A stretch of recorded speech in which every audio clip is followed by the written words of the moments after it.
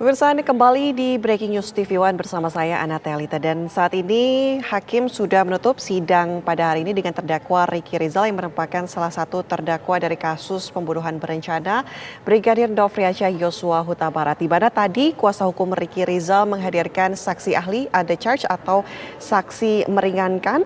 Ada dua saksi yang dihadirkan, di mana keduanya adalah ahli pidana. Yang pertama adalah Dr. Solahuddin selaku ahli pidana dari Universitas Bayangkara, dan juga Dr. Firman Wijaya, ahli pidana dari Universitas Krishna Dwipayana, di mana tadi juga ada beberapa hal yang menarik yang diungkap oleh kuasa hukum dan kepada para ahli begitu ya, mengenai keyakinan hakim saat memutus putusan begitu, kemudian mengenai mens rea atau sikap batin pelaku saat melakukan niat jahat, kemudian juga tes poligraf ini sebagai bukti ketika sudah dilakukan sesuai dengan SOP. Dan tadi majelis hakim sudah menutup persidangan untuk terdakwa Ricky Rizal hari ini, dan nanti rencananya pukul 2 waktu Indonesia Barat atau pukul 14 nanti sidang lanjutan juga akan digelar dengan mendatangi TKP atau tempat kejadian perkara. Ada dua, di mana yang pertama adalah di rumah pribadi di Saguling dan juga rumah dinas Duren 3 milik Verdi Sambo.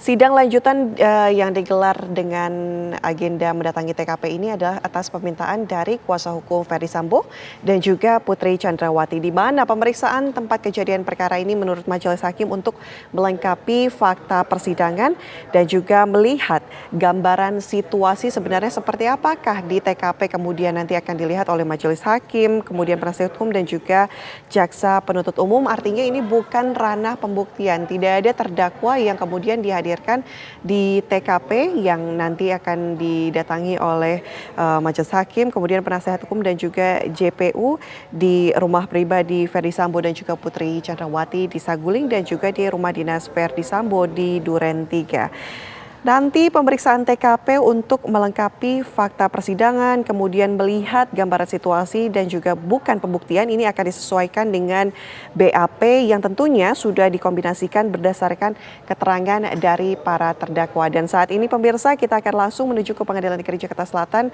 Kita akan mendengarkan keterangan dari kuasa hukum Ricky Rizal.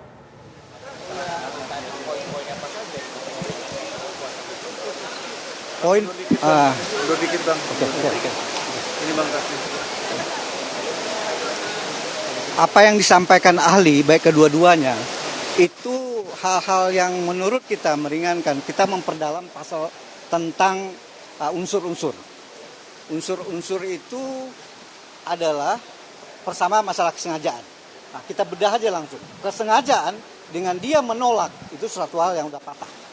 Yang kedua ada unsur harus juga pihak turut serta, kan si Ricky dituduh turut serta ya.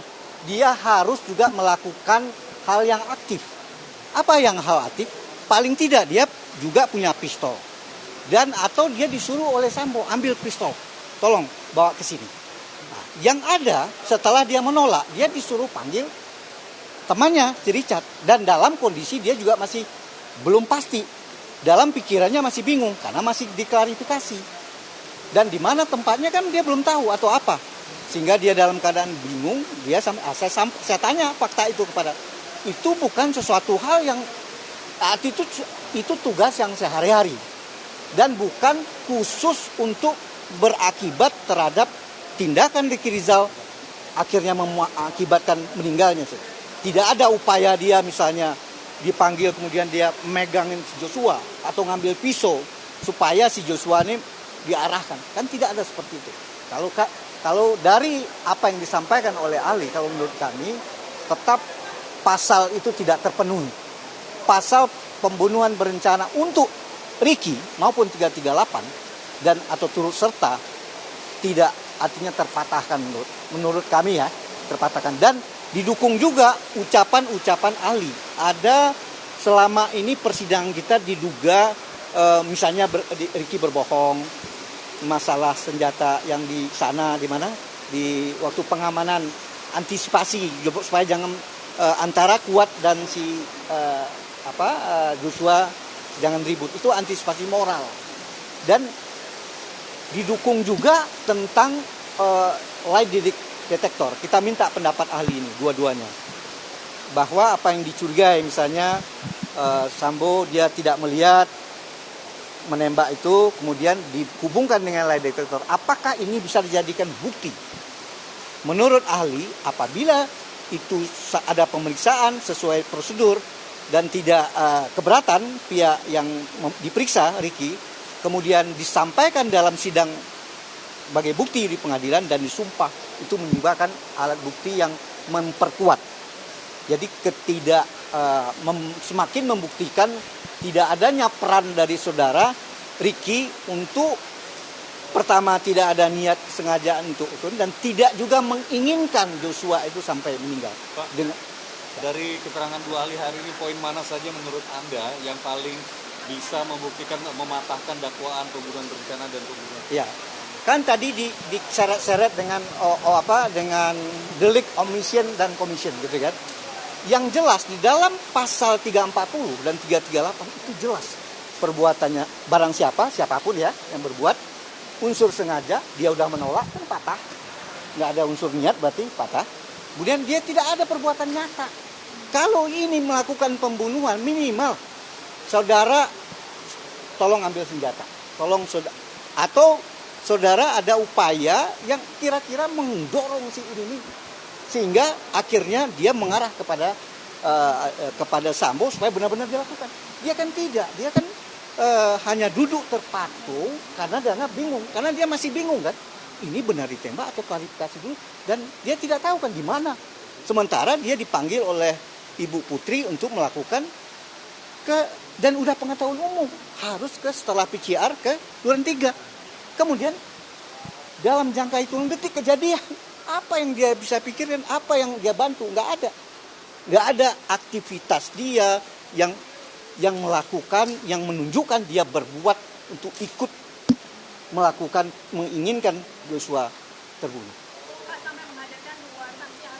Kenapa? Oke. Karena begini, ada permintaan. Ada beberapa teman saya, begitu juga keluarganya, begitu banyak, ada 4 ahli pidana yang solider.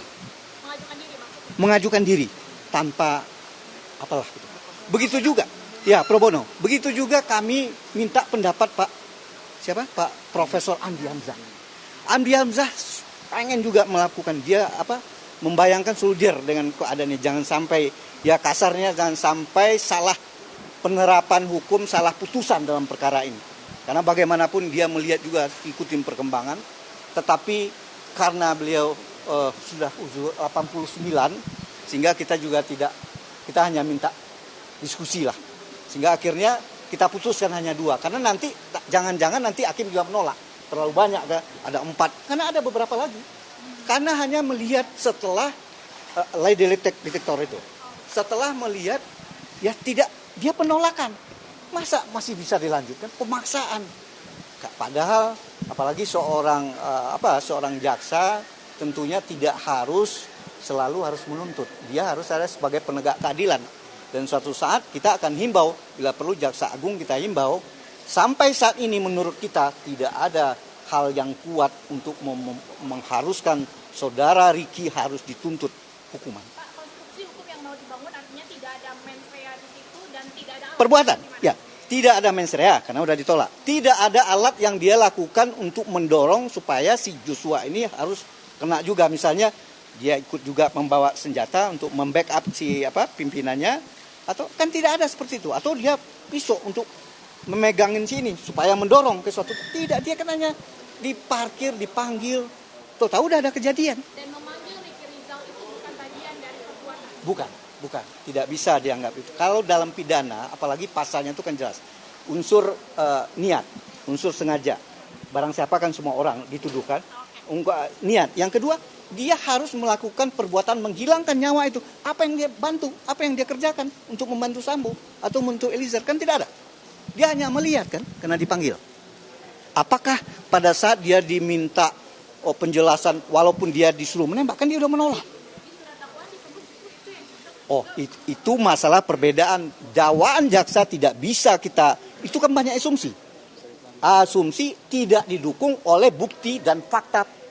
Apa kegiatan, apa aktivitas si Ricky untuk membantu atau melakukan hal yang sama untuk melakukan sampai hilangnya nyawa saudara Joshua. Kan tidak ada. Malah dia bengong dan kejadian itu sampai dia. Dan dua ahli yang kita minta juga pendapat ahli pidana, termasuk ahli psikologi forensik. Dan itu suatu hal yang mendukung. Itu memang ahli yang mendukung karena tidak terjangkau dengan anu pidana gitu. Jadi Pak, itu. ini kan juga mau ada sidang di lokasi ya Pak ya, ke Duren 3 dan juga Saguling. Seberapa signifikan nanti untuk video hari ini? Kalau menurut saya sebenarnya tidak terlalu signifikan. Saya menganggap karena sudah hakim pengen juga melihat karena atas permintaan pengacara Pak Sambo kalau salah ya, tetapi tidak menghadirkan para terdakwa yang lain karena tidak ada perdebatan lagi. Hakim mungkin hanya pengen mengamat aja untuk memperkuat keyakinan. Kalau saya saat ini tidak memerlukan itu. Tetapi bagaimanapun karena kita sudah diminta juga, kita akan datang. Jadi ini sidangnya Kalau saya menurut tidak ada pengaruhnya. Bang, ini sidang di skor dan setelah dari sana kembali lagi di Kalau saya lihat tadi saya nggak menyebut ini, saya tanya Pak Hakim, kita di sana bubar, nggak disuruh ke sini lagi? Hah? Selesai di sana. Oh jadi nggak balik sini? Oke. Senin lagi, Senin. Oh Senin aja. Oke. Jadi berarti karena tidak ini sampai di sana mungkin bubar. Sampai di sana bubar, setelah itu pulang baru Senin lagi. Oke. Ya. Oke. Terima kasih Bang.